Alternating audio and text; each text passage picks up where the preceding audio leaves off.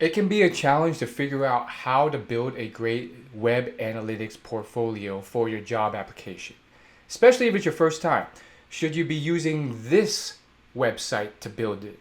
This tool? Should you be linking your programming languages or an Excel spreadsheet, or should you be linking to a data visualization? What do you actually do to actually get a job? Well, hi, my name is Will, and I am going to teach you how to make a great portfolio so that you can land a job as a digital marketing data analyst. That is my current job. It is a little bit different from your typical data analyst job because it is not as programming heavy and it is more focused on using various web tools to capture, track, and analyze and visualize that data. So I'm going to speak to that not as an expert, but as someone who has had that job for 3 years and then before that worked 5 additional years as a digital strategist and PPC slash SEO marketer and manager at my first company, another agency. So let's just get right into it. How can we actually build a great portfolio? Maybe the only portfolio that you need. Now, to get to the core of it, it's really not about all the extraneous stuff like writing your name and then what years you had experience and all those like small facts about you. It's really showing a piece of deliverable.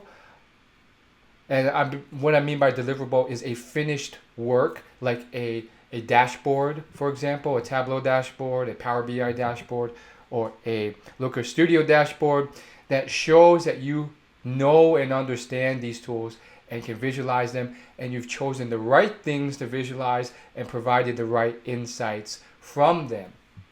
So, a few small nuances there. While you could do a visualization on Game of Thrones statistics and who showed up first and died first, and that would be fun, probably they may also find it more valuable if you can show stats related to digital marketing and the most common goals that your clients, your stakeholders are going to have and ask you about.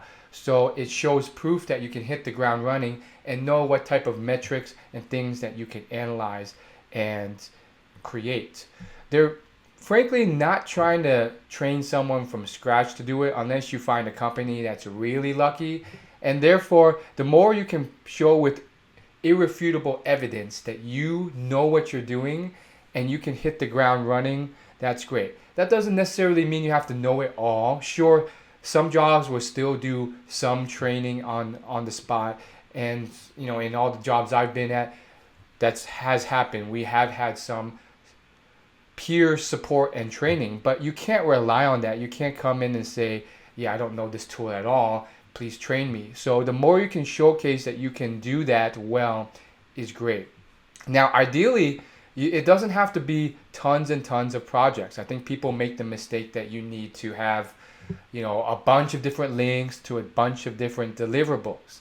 Instead, I would say 1 to 3 very impactful things can be enough. And, there's various tools online that free and paid where you can just create a website portfolio page, a URL, and then just showcase just those 3 things. And why is less more in this case? Because they can see it all with less scrolls. They don't have to be confused or brought down rabbit holes. I mean, if you have 7 links, for example, 1 to a spreadsheet, 1 to this thing, 1 to another thing, they're probably strapped for time. The average resume, the average portfolio may get less than a minute of your time nowadays. These employers are looking through sometimes hundreds of applications and they have to sift through that while juggling a full-time job. So keep that in mind. You need to convey the most value in that snapshot of time that you're given. And therefore, it's better if you can dedicate more of that time to less links, less projects. You don't need to link to a bunch of spreadsheets. You don't need a link to this and that. If you can just create all that in a digestible way and show some of the key skills they want, that's going to matter the most. You don't even have to, add all those extra details about like, okay, I had this years of experience and this is what this is. So keep that in mind. So let me give you a real example of what this can look like and highlight some of the key skills that someone in my type of role, which is also called an analytics engineer, analytics solution engineer, digital analyst. They have different names for this job since it's new, but what those type of people want. So to boil it down, they really want someone who, one, has the right technical skills in tools like a tag manager, Google Tag Manager preferred, visualization tool. They'll probably value Tableau over something else like Looker Studio. So if you can do Tableau, that'd be great, but not a necessity. And then a web analytics tool like Google Analytics. If you have additional experience like with Mixpanel or Amplitude, that is great itself. So let's start there with the hard skills, and then we'll cover some other things that they may want in a portfolio.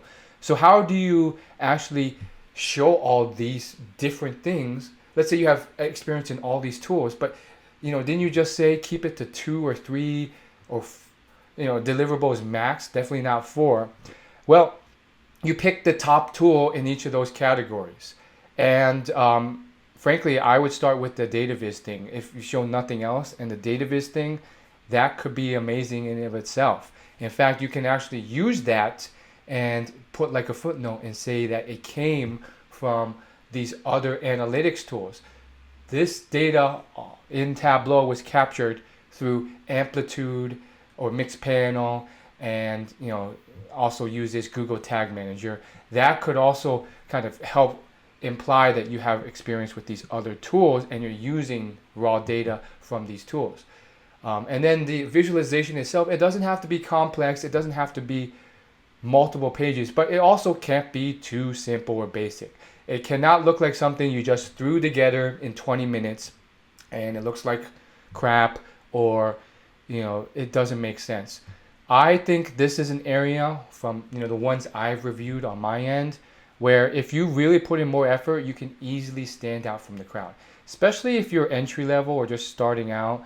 A lot of the ones I've seen are just really basic. It almost seems like they took it from a template. The questions asked are kind of hypothetical and not really representative of like the real world. So if you do your homework, I don't think it's that difficult to figure out what type of marketing questions real business leaders ask. They're not going to ask something like, okay, how many Twitter followers liked this post and then engage with this post.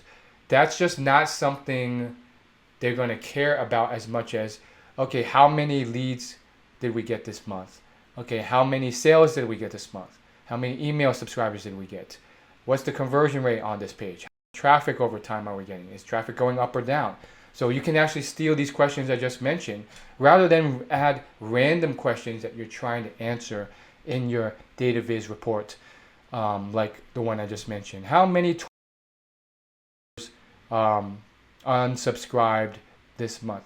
It's decent, but like unless a company is really going hard on organic Twitter, which 99 times out of 100 they're not, that's an example of a question that is just hypothetical and actually indicates that you really aren't experienced at all with any real world knowledge. Another pro tip is the way you lay out and organize your data in a data viz like this. For headings, people tend to go with metrics like month over month, organic traffic over time. However, I found it to be very effective and to leave a better impression and just be much more digestible if those headings are instead business questions like, is traffic going up over time? If so, why not? And then another heading, and then you go into a breakdown of where we lost traffic and where that came from. So those are things that can really help you stand out from a typical candidate who may not even have a portfolio project, or the one they have just kind of sucks. Now, what else can you add? So we have the data viz. Well, you can actually also show some understanding of either your programming language, show some understanding of your web analytics tools, and some of this stuff, you don't have to go hard on, because I mean, you can only show so much.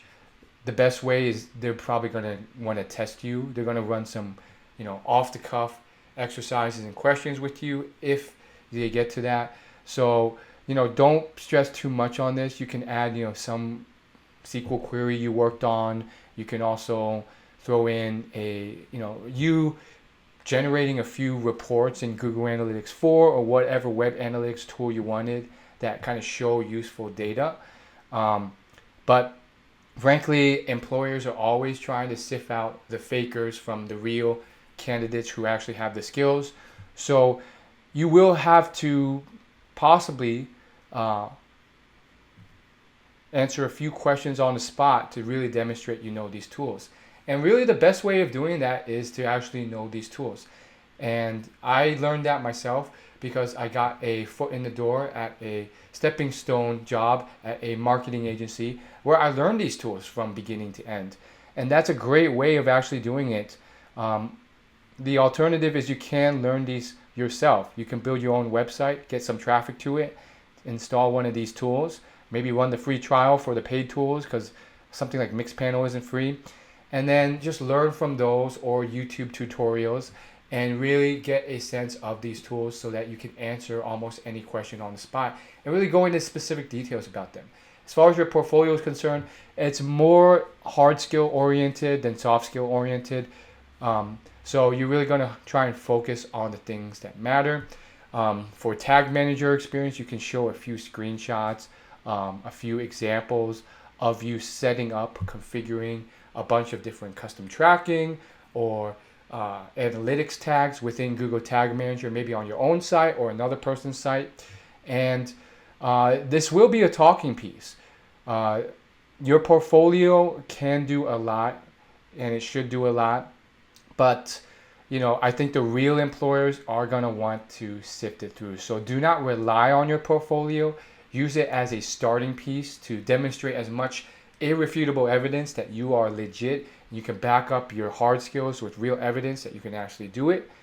But then you actually want to rock and roll. And by that, I mean they will sometimes ask you real questions. Maybe have you pull up the live version of your Tableau or Looker Studio dashboard and have you play with it, have you tweak it to really see if you really know what you're doing or if you were faking it and you hired someone else off Fiverr to build it for you. So my ethos is, do as much as you can to learn the tools. I know you're not going to have them down perfectly, but that's totally fine. You don't have to be 100%, but frankly, I think if you can be like 50% or higher, you're probably going to be doing better than a lot of candidates because most candidates do not have a fraction of the skills that they're looking for in a job posting.